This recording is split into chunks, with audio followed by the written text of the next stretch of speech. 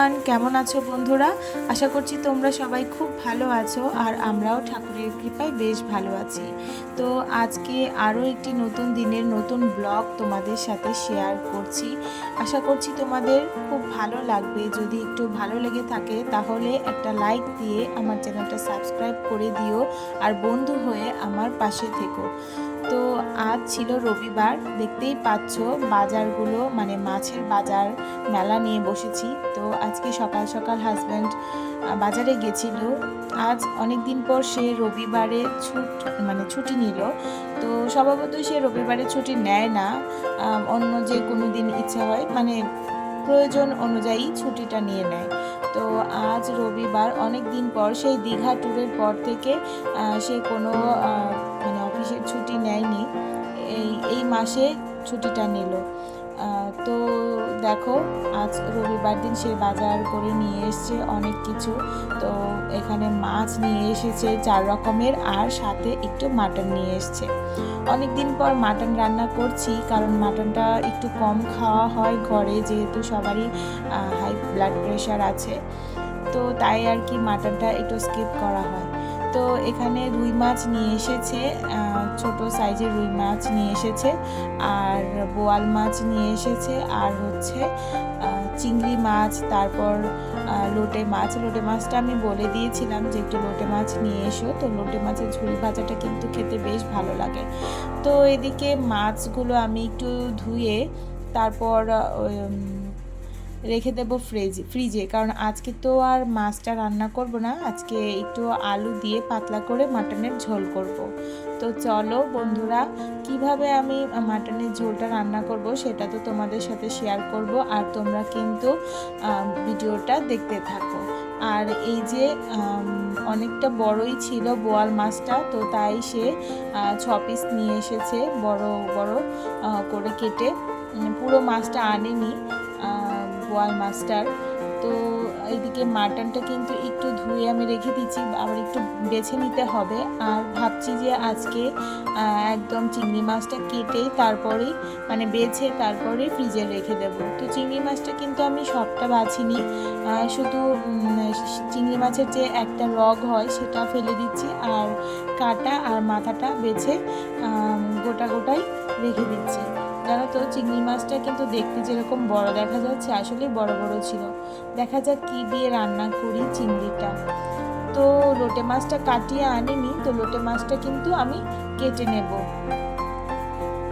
রবিবারের বাজারে এতটা ভিড় হয়, টাটকা মাছ একটু কমই পাওয়া যায়, মানে মেশানো টাটকা নরম মেশানো থাকে। তো লোটে মাছটা একটু এদিক ওদিক ছিল কয়েকটা মাছ।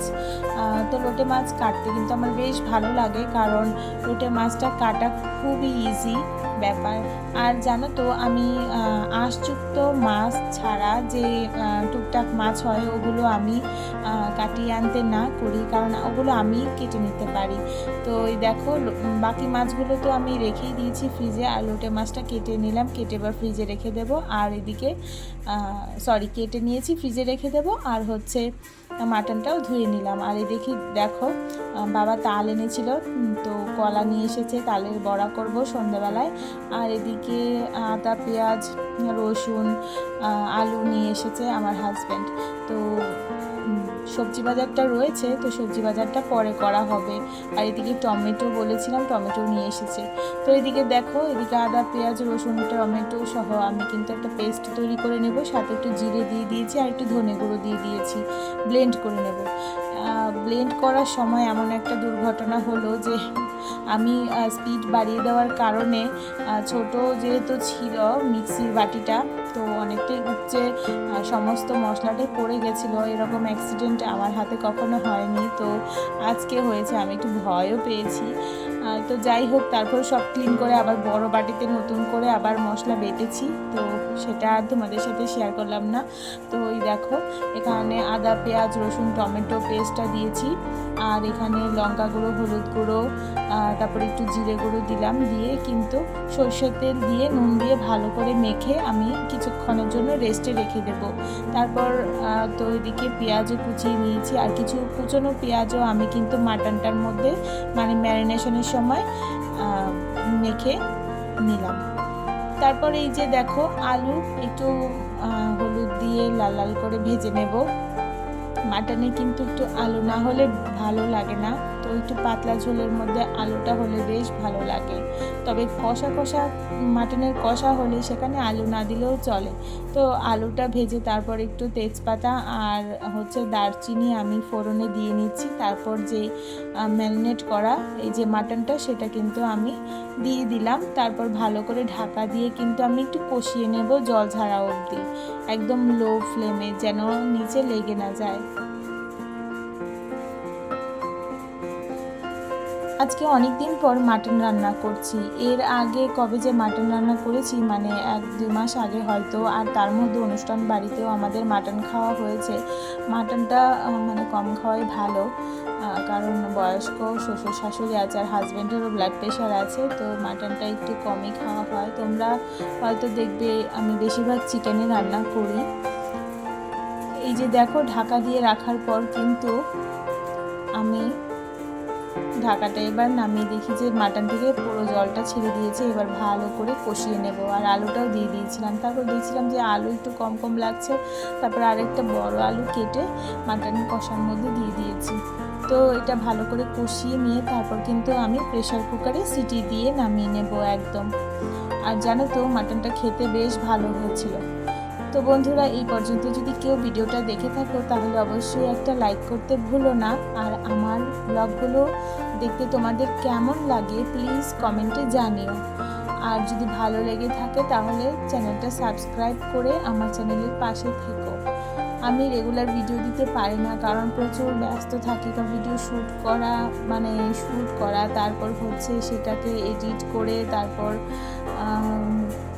ভয়েস ওভার দেওয়া খুব টাফ হয়ে যায় আমার জন্যে, কারণ ছেলের স্কুল খুলে গেছে, তারপর হচ্ছে ওর এক্সাম, তার জন্যে আর কি হয়ে ওঠে না।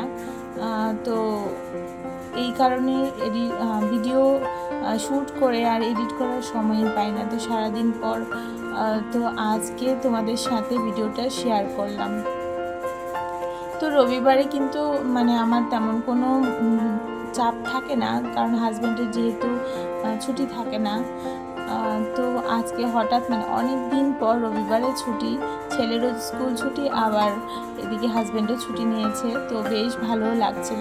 তো এদিকে রিশানকে আবার একটু লেবুর জুস করে খাওয়াবো। তো লেবু মানে চিবিয়ে খেতে পারে না, তার জন্যে আর কি। তারপর এই যে দেখো একবারে চলে এলাম সন্ধেবেলায়। দুপুরে তো ওকে লেবু জুস করে খাইয়ে দুপুরে খাওয়া দাওয়া সেরে রেস্ট নিয়ে বিকেলে একদম এই যে তালের বড়া করার জন্যে সব কিছু নিয়ে নিচ্ছি। আর তালটা জানো তো আমার শাশুড়ি মা কিন্তু তালটা করে দিয়েছিল দুপুরবেলা, তো সেই কারণেই এবার আমার মানে করতে কোনো অসুবিধে হয়নি।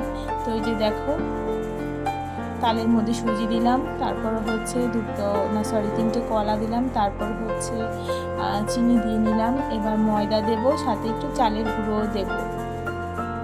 সুজিটা দিলে কিন্তু বেশ ক্রিস্পি হয়, খুব ভালো লাগে।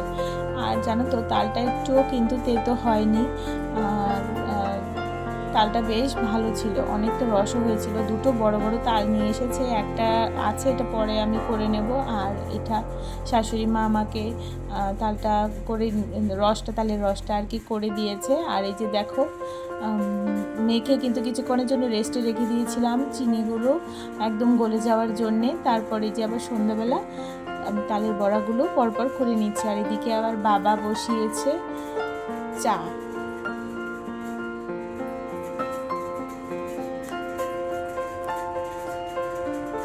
বেশ লাল লাল করে ভেজে নিয়েছি, আর খেতে দুর্দান্ত হয়েছিল। তবে এবার তালের বড়ার মধ্যে নারকেল আর দেইনি, নারকেলটা দিলে একটু অ্যাসিডিটি সমস্যা হয়, তো তার জন্যে আর নারকেল দেইনি। তো সন্ধ্যাবেলা তো 1 গামলা তালের বড়া ভেজে নিলাম। তো দাদার বাড়ি যাব, দাদার বাড়িও নিয়ে যাব।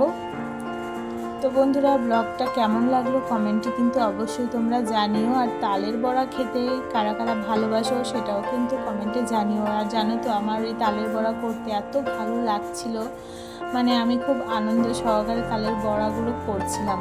তো তার জন্য আর কি মানে ভিডিওটা করে রাখলাম সম্পূর্ণটা, যেন তোমাদেরকে দেখাতে পারি। তো দেখো বড়াগুলো ছোট ছোট করে দিয়েছি আর ফুলে সেই বড় বড় ঢোল হয়ে গেছে। আর ভাজতেও বেশ ভালো লাগছিল।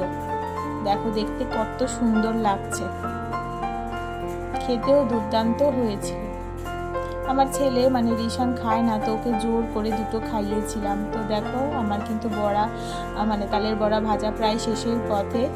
তো ব্লগটা কেমন লাগলো কমেন্টে জানিও। যদি ভালো লেগে থাকে তাহলে সাবস্ক্রাইব করে আমার চ্যানেলটার পাশে থেকো। তো সবাই ভালো থেকো, সুস্থ থেকো, টাটা।